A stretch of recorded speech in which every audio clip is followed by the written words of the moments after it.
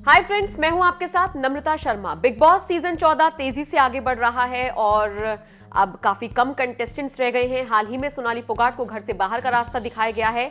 घर के अंदर वो भले ही चुप चुप सी रहती हो, जहां पर उन्हें बोलना हो वहां पर वो ना बोलती हो, अपना स्टैंड ठीक से ना ले पाई हो। लेकिन हाँ, एलिगोनी के साथ उनका लव एंगल खूब चर्चाओं में रहा। इसके अलावा वो कई मामलों पर रुबीना दिलायक के साथ इत्तेफाक नहीं रखती थी, उनके विचारों से सहमत नहीं होती थी और वो भी खूब ज्यादा सुर्खियां बटोरता था। लेकिन बिग बॉस के घर के अंदर अगर सोनाली फोगाट आवाज उठाती तो शायद अभी खेल रही होती, लेकिन चूंकि वो अपना स्टैंड ठीक से नहीं ले पाई इसलिए वो घर से बाहर हो गई। बाहर होने के बाद उन्होंने एक पोर्टल को इंटरव्यू दिया और उस इंटरव्यू में उन्होंने रुबीना दिलायक को जमकर लताड़ा, जमकर उनकी क्लास लगाई। उन्होंने कहा कि वो अपने आप को दूसरों से ज्यादा समझदार समझती हैं। उनको लगता है कि उनसे ज्यादा समझदार तो इस दुनिया में कोई है ही नहीं। इसके अलावा सोनाली फोगाट ने कहा कि वो दिखाती ऐसे हैं कि वो डिसिप्लिन है, वो ऐसे दिखाती हैं कि वो पंक्चुअल हैं, वो सारी चीजें टाइम पर चाहती हैं, लेकिन एक्चुअल में ऐसा नहीं है। राहुल वैद्य को लेकर फिर सोनाली फोगाट ने कहा कि राहुल वैद्य की जो इमेज कंटेस्टेंट्स द्वारा बनाई गई है, जो भी फुटेज दिखाई जाती है उसके जरिए जो उनकी इमेज बनी हुई है वो एक्चुअल में वैसे नहीं है। वो बहुत अच्छे हैं और वो बहुत एंटरटेनिंग हैं। वैसे घर के अंदर भी हमने देखा था कि सोनाली की राहुल वैद्य से ठीक ठाक बॉन्डिंग थी, लेकिन बाहर आकर जिस तरीके से वो उनका खुला सपोर्ट कर रही हैं, ये आने वाले वक्त में राहुल वैद्य के लिए काफी ज्यादा अच्छा साबित हो सकता है। रुबीना दिलायक को तो समझ लीजिए बहुत जबरदस्त तरीके से सोनाली फोगाट ने टारगेट किया है और उन्होंने कहा है कि रुबीना हर किसी पर जो अपनी बात है, जो उनकी राय है, जो उनका मत है, वो थोपती हैं। वो समझती हैं कि मैं जो बोल रही हूं वो सही है। सोनाली फोगाट ने कहा कई बार ऐसा होता है कि दो लोग झगड़ रहे होते हैं और कहने को उनका बीच बचाव कराने के लिए रुबीना दिलायक पहुंचती हैं, लेकिन वो झगड़ा और ज्यादा बढ़ जाता है क्योंकि उनका जो समझदारी वाला फॉर्मूला है उसका खामियाजा घर वालों को भुगतना पड़ता है। वो दूसरों को खुद से कमतर आंकती हैं, उनमें इस चीज की प्रॉब्लम है। तो ये सारी चीजें सोनाली फोगाट ने कही है रुबीना दिलायक के लिए और दूसरी तरफ राहुल वैद्य की वो जमकर तारीफ करती हुई नजर आई है। बहुत सारे टास्क के दौरान हुए किस्सों को उन्होंने इस इंटरव्यू के दौरान साझा किया और कहा कि मैंने एक नहीं दो नहीं कई बार देखा और महसूस किया कि रुबीना दिलायक वो नहीं है जो वो दिख रही हैं। तो अगर आप बिग बॉस सीजन 14 को फॉलो कर रहे हैं तो आप बताइए सोनाली फोगाट की इन बातों से आप कितना इत्तेफाक रखते हैं। जी, पहले मैं 1 मिनट में अपना इंट्रोडक्शन देना चाहूँगी। मैं हरियाणा के एक छोटे से गांव में मेरा जन्म हुआ और बहुत छोटी उम्र में 17 साल में मेरी शादी हो गई थी। और शादी के बाद जो परिवार मुझे मिला, बहुत अच्छा परिवार मिला। उन्होंने मुझे आगे बढ़ाया। जब मैंने इच्छा जाहिर की कि मैं समाज सेवा के क्षेत्र से जुड़ना चाहती हूँ और एक्टिंग लाइन में भी जाना चाहती हूँ, तो मेरे हस्बैंड ने, मेरी मदर इन लॉ ने मुझे बहुत सपोर्ट किया। हालांकि कुछ सालों तक घर से परमिशन नहीं मिली क्योंकि हरियाणा में कुछ परिवार ऐसे होते हैं कि घर की बहू बेटियों को बाहर नहीं जाने का अवसर देते। लेकिन मेरे कुछ साल तक मनाने के बाद मुझे वो अवसर मिला और मैं पिछले 12 साल से एक्टिव पॉलिटिक्स में हूँ और भारतीय जनता पार्टी में नेशनल स्तर पे मैंने कई पदों पे रह के पार्टी के लिए काम किया है, जिम्मेदारियां निभाई हैं और उसी के चलते मैं आज हरियाणा में वाइस प्रेसिडेंट हूँ महिला मोर्चा।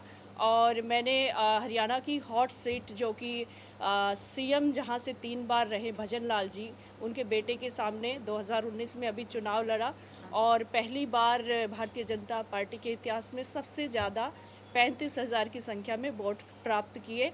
और हरियाणा में की राजनीति में गूगल पे सर्च की जाने वाली सबसे बड़ी पर्सनैलिटी पॉलिटिशियन गूगल पे मैं 2019 में रही हूँ। और उसके बाद जैसे मुझे बिग बॉस से मुझे निमंत्रण आया तो उसके लिए मुझे यहाँ पे मैं आई भी बड़ी खुशी के साथ आई।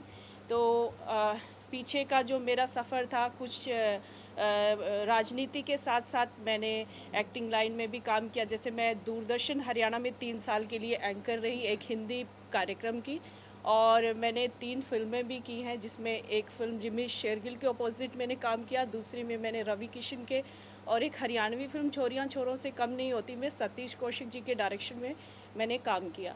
और जी टीवी के 2 शो भी किए मैंने, अम्मा और टशने इश्क में थोड़ा काम किया।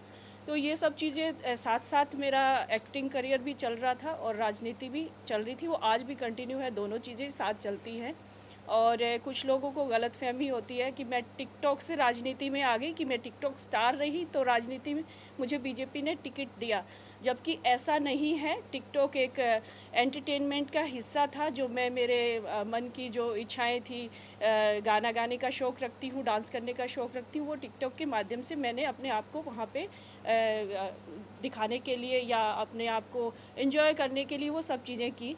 और अब जब बिग बॉस के घर में मुझे जाने का अवसर मिला, तो मुझे जो जीवन में पहले कभी एक्सपीरियंस नहीं रहा, वो चीज़ें मैंने वहाँ दिखाई भी दी और मुझे कुछ सीखने को भी मिला। और मुझे लगता है कहीं न कहीं मुझे एक मजबूती भी मिली शो में जाने से।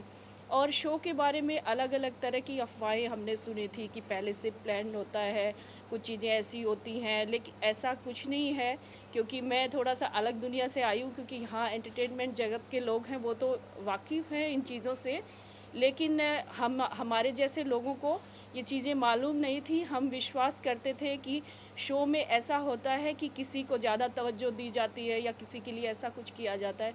तो मुझे नहीं लगता ये चीज़ें हैं, क्योंकि शो में सब एक बराबर हैं और वहाँ पे सिर्फ़ आपको घर के अंदर ले जाके छोड़ दिया जाता है, बाकी आपको ही करना होता है कुछ।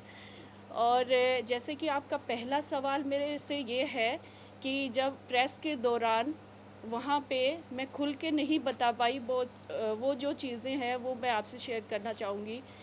उस दिन एक टास्क मिला था कि न्यूज़पेपर में जो पर्सनैलिटी सबसे ज़्यादा वहाँ पे पॉपुलर है बाहर के लोगों के बीच में, कौन होगा। तो वहाँ पे डिस्कशन जो हुआ उसमें सबसे पहले रुबीना जी हर टास्क की फ़ाइल पढ़ती है, जैसे उनको काम दिया जाता है, सब लोग उनको मानते भी कि हाँ चलो अच्छा पढ़ती, हिंदी और इंग्लिश उनकी काफ़ी अच्छी है, तो उस वजह से उनको टास्क फ़ाइल पढ़ने को दी जाती है। तो उस समय जैसे मेरा ज़िक्र आया 5 नंबर पे। 5 नंबर पे राखी ने कहा कि दीदी को होना चाहिए। आपको क्या लगता है कि वो हमारे फ़ील्ड से नहीं है, तो वो क्या उनकी चर्चा नहीं हो रही होगी? या उनकी उनकी चर्चा तो इस विषय भी हो रही होगी कि एक पॉलिटिशियन है और बिग बॉस के घर में एंटर किया है, तो इसी से वो सुर्खियों में आई होंगी। तो उनको 5 नंबर से मेरे से पहले मेरे ख़्याल से रहना चाहिए। उसके बाद राहुल और अली ने मुझे सपोर्ट किया इसमें, लेकिन रुबीना जी के द्वारा इसको इग्नोर कर दिया गया। उन्होंने कहा नहीं, हम नहीं मानते इनकी चर्चा हो रही होगी, क्योंकि ये बहुत लास्ट में आई हैं और बाकी लोगों की ज़्यादा चर्चाएं रही होंगी, क्योंकि 4 महीने से सब चल रहा है। तो वहाँ पे मैं ज़्यादा कुछ मैंने बोला नहीं, मुझे लगा कि चलिए ठीक है, ये लोग ज़्यादा पॉपुलर हैं तो इनकी तस्वीरें यहाँ पे लगनी चाहिए, उसको छोड़ दिया गया। लेकिन बिग बॉस हमेशा ये कहते हैं कि टास्क को पूरा करें, वो टास्क पूरा नहीं हो पाया। लेकिन काम्या जी जब वहाँ पहुँची, पत्रकारों ने बातचीत की, उसके बाद फिर उस टास्क को पूरा करने के लिए काम्या जी ने बोला, क्योंकि बिग बॉस ने आदेश किया था कि इसको पूरा करें। 9 लोगों की तस्वीरें थी, 10वां सिर्फ मैं बची थी, तो मेरा फ़ोटो कहाँ लगना चाहिए, काम्या जी ने ये कहा। तो उसमें फिर सब लोग उठ खड़े हुए।